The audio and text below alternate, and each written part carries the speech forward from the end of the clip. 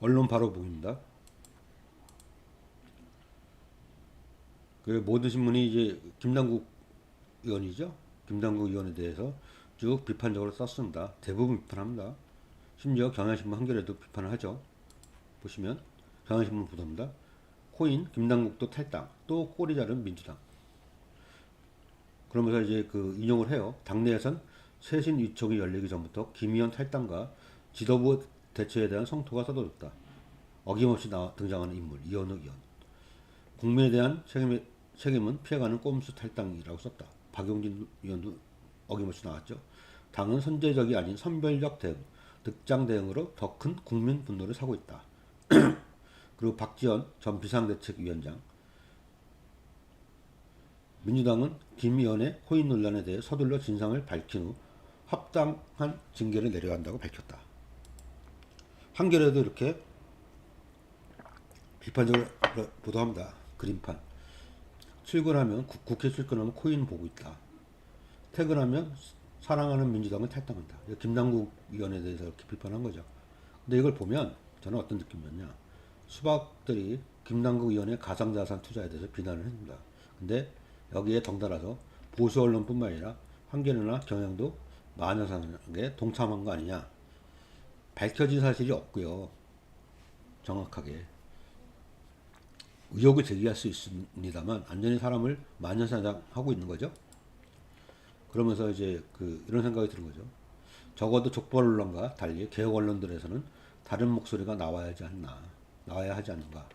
지난 대선 때 윤석열 NFT, 소위 윤석열 코인을 발행하고 국민의힘 인사들이 창립 기념식에 참가해 홍보를 해주던 운영사는 지금 사기 혐의로 고소당한 상황인데 왜 여기에 대한 취재와 보도는 이렇게 찾기 어려운 것인가. 이런 문제 제기에 대해서 할 말이 없을 겁니다, 언론은. 그러면서 이제 경향신문은 계속 비판합니다. 누가 누굴 쇄신하나 비판까지. 벼락 몰린 이재명 리더십. 경향신문에 이제 박내용 기자가 이제 이낙연 씨 쪽에 캠프에 참여를 했었죠. 그 사람이 이제 경향신문 내에 영향을 많이 행사를 지금도 하고 있는지 모르겠으나 반 이재명 정서를 딱 보도록 느껴지죠. 경향신문에. 내용을 좀 보면요. 현재로선 사퇴론이 당 주류 여론이 될 가능성은 크지 않아 보인다. 이 대표를 사퇴론을 주장하는 의원들은 여전히 소수이고 이 대표를 대체할 민주당 지지층에 구심점이 없다는 대안 부재론도 있다. 아까 이제 이현욱 의원하고 이제 박용진 의원 얘기 있었죠. 근데 이상민 의원도 어김없이 나타납니다. 쇄신의 대상자가 주체로 나서면 먹힐 수 있을까요? 허무맹랑한 일인다. 그리고 서른 의원도 등장했습니다. 의총 때 이 대표 면전에서 대표직 사퇴를 직접 언급했고요. 그러니까 하지만 이제 현재는 이제 친명계와 비명계의 이 대표를 흔들지 않는다는 협정이 언제까지 지켜질지는 미지수다. 검찰과 정부, 여당이 차기 총선을 앞두고 민주당의 도덕성 문제를 여러 형태로 공격할 것이 분명한데 이 대표가 계속 당 쇄신 요구를 외면한다면 본인이 쇄신 대상으로 떠올 수 있다. 자, 도덕성 문제를 여러 형태로 제기할 걸 예측을 했잖아요. 그러면 이 도덕성 문제에 대해 공격을 하는 거에 대해서 비판을 해야죠. 진보 언론이라면. 도덕성의 문제가 단순합니다. 국민의힘은 돈을 많이 갖고 있고 돈을 많이 벌어도 괜찮은데 민주당 니네가 왜 돈을 벌어? 이 얘기거든요. 왜 진보는 돈이 없어야 됩니까, 여러분? 그러니까 그런 프레임 짜기에서 놀아나면 안 돼요. 그러면서 시민 언론민들 내에서 김남국 코인 의혹이 또다시 드러내 극단적 이중 잣대라고 비판하는 보도를 했습니다. 같은 사안이라도 여야에 따라 극과 극 접근 방식. 코인 업계 이해관계자들을 전문가라며 받아쓰기. 윤석열 NFT 코인 운영사 사기 혐의 고소 사건을 왜 보도 안 하냐. 코인 투자 바람잡이 노릇하던 조선일보의 이중성. 특이성 심의 거래 자체가 시장을 해악한다. 극적인 표현을 했다는 겁니다. 그래서 조선일보 자회사 TV조선의 옛날 보도에 국정농단보다 코인 규제가 더 낫다. 그러니까 문재인 정부 때 이제 코인 규제를 하겠다고 했더니 난리가 났었잖아요. 비트코인 가격 막 폭락하고. 그거에 대해서 2030 때 이런 비판을 했다는 거죠. 근데 이때는 이제 코인에 대해서, 코인 규제에 대해서 비판적이고 코인 투자에 대해서는 옹호하는 입장이었습니다. 조선일보가. 왜 그랬냐. 그냥 반 문재인, 반 민주당이니까 조선일보는. 그러면서 2030의 이유 있는 분노. 자기들은 부동산으로 돈 벌고 우리 마지막 희망 가상화폐는 막나. 사다리 걷어차는 윗세대 반감. 어, 암호화폐 가상자산 투자에 대해서 우호적이죠 조선일보. 이거 언제 때 보더냐? 문재인 정부 때 보답니다. 계속 그렇습니다. 또 문 대통령 뽑은 거 최고 후에 가상화폐 투자자들의 청와대 청원 이런 게 있었다고 보도를 했습니다. 심지어 사설에까지 나서서 가상화폐가 마지막 희망이라는 2030 세대의 절규. 2030 세대를 되게 위하는 척하죠. 이때만 해도 가상화폐 투자에 대해서 2030 세대의 희망인데 그걸 니네가 꺾었다 희망은 문재인 정부가 이렇게 해갖고 코인 투자에 대해서 우호적인 입장이죠. 내용을 좀 보면 정부의 가상화폐 규제에 가장 격렬하게 반발한 것은 2030 청년 세대였다. 법무부의 거래소 폐쇄 발표가 나오자 이들은 청와대 홈페이지 등에 몰려가 항의글을 올리고 규제 철회를 요구하는 국민청원에 서명했다. 문재인 대통령을 겨냥해 대통령 뽑은 것을 후회한다는 등의 성토도 쏟아냈다. 현 정권의 가장 충성스러운 지지층 청년들이 이토록 거세게 반발할 것이라고는 정부도 예상하지 못했을 것이다. 근데 지금은 어떻습니까? 아까 보니까 김남국 의원이 코인 투자한 거를 악마하죠.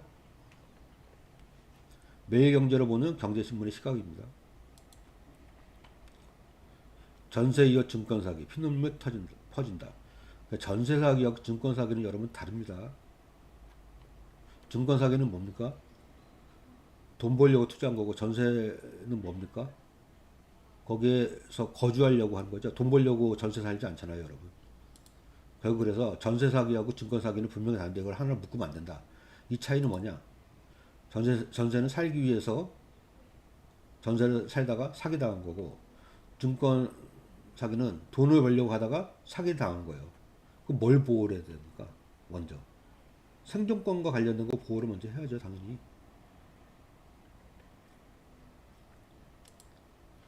다음 날 매일경제입니다. 이런 말을 쓴다. 인리. 인리가 뭔지 아세요? 인도네시아예요. 글자 수 적게 하려고 5자를 2자로 적게 해서 이 글자 크기를 제목 크기를 더 줄이지 않게 하려고 그렇게 씁니다. 옛날 표현인데 한인리 공급망 중의존도 낮출기에. 근데 이게 인도네시아가 그렇게 우리나라에서 무역이 차지하는 비중이 그렇게 높습니까? 안 그렇거든요. 그러니까 매경 글로벌 포럼 50주년 맞아서 양국 협력 업그레이드.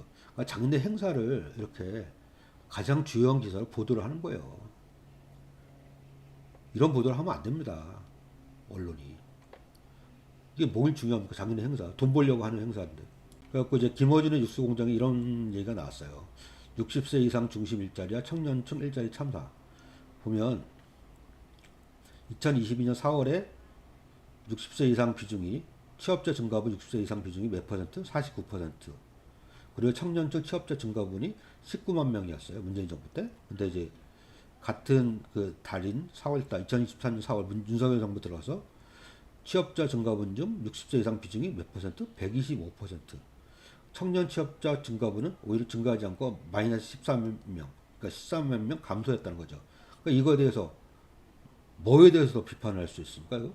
윤석열 정부 들어서 일자리에 대한 거에 대해서 더 비판적으로 쓸 수밖에 없죠. 노인 일자리 비중이 100% 아니고 125%래요.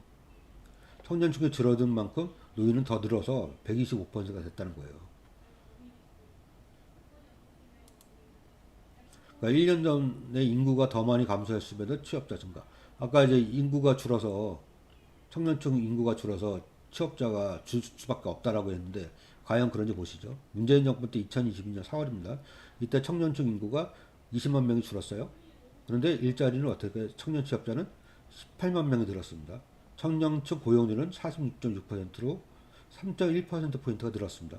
반면 윤석열 정부인 2023년 4월 청년층 인구는 문재인 정부 때보다 더 적죠? 줄어든 거 18만 명이 줄었어요. 근데 일자리는 어떻습니까? 13만 7천 개가 일자리가 줄었어요. 고용률도 떨어지고. 그러면 작년 4월하고 올해 4월하고 청년 취업자 수가 줄어든 게 일자리 청년 취업자 수가 줄어든 게 얼마입니까? 30만 명이 넘어요. 30만 명이에요. 누가 잘하는 겁니까? 누가 더 못하고? 당연히 윤석열 정부 이 그 고용 정책에 대해 비판을 해야죠. 실적이 이렇게 나왔는데. 근데 비판 안 합니다. 보신 적 없죠, 별로. 그러니까 청년층 고용률을 보면 윤석열 정부에서는 우하향을 하고 있죠. 점점 내려가고 있어요. 근데 이제 파란색 막대는 문재인 정부 때 점점 올라가고 있죠. 우상향하고 있습니다. 이 수치만 봐도 딱 알 수가 있죠. 그러니까 여러분들이 언론 보도에서 항상 비판적인 시각을 유지를 하셔서 보셔야 됩니다. 그러니까 경상수지가 이제 적자잖아요, 지금.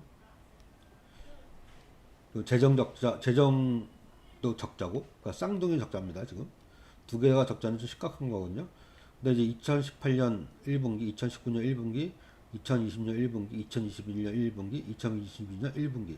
이건 다 문재인 정부 때인데 어떻습니까? 경상 수지가 다 흑자를 보고 있죠. 110억, 100억 달러 이상씩 다. 근데 문재인 정부 끝나고 나 윤석열 정부의 들은 올해 1, 4분기 경상 수지가 어떻게 됐습니까? 적자를 기록합니다. 적자는 마이너스 45억 달러. 그래서 경상 수지가 경상이익이 194억 달러가 감소했습니다. 윤석열 정부가 경제를 잘 못하고 있다는 얘기죠. 재정 수지도 마찬가지입니다. 적자가 누적되고 있습니다. 누적되는 속도가 되게 빠르고요. 우하향하고 있죠. 그러니까 재정 적자가 문재인 정부 5년 평균보다 큰 폭으로 늘었다는 겁니다. 그 1, 4분기 기준으로 2023년에 통합 재정 수지가 마이너스 41.4조였는데 문재인 정부 5년 동안은 평균적으로 마이너스 25.3조입니다. 그러니까 이제 윤석열 정부가 한 16조 정도 더 많죠, 적자가.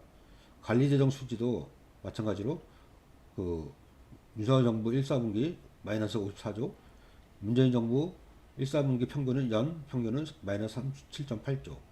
그러니까 윤석열 정부가 한 16조 정도 더 적자를 보고 있죠. 이런데도 재정 건전성 얘기합니다. 재정이 건전하겠습니까? 적자를 보고 있는데. 적자 보고 있는 걸 건전하다고 할 수 없잖아. 적자 폭이 더 문재인 정부보다 높아졌죠. 왜 높아졌습니까, 이게? 세금 줄여서 그래요. 그리고 탈중국 하면서 반도체, 그다음에 중국 수출, 무역 적자를 엄청 보고 있으니까 당연히 세금을 줄 수밖에 없죠. 들어오는 세금이.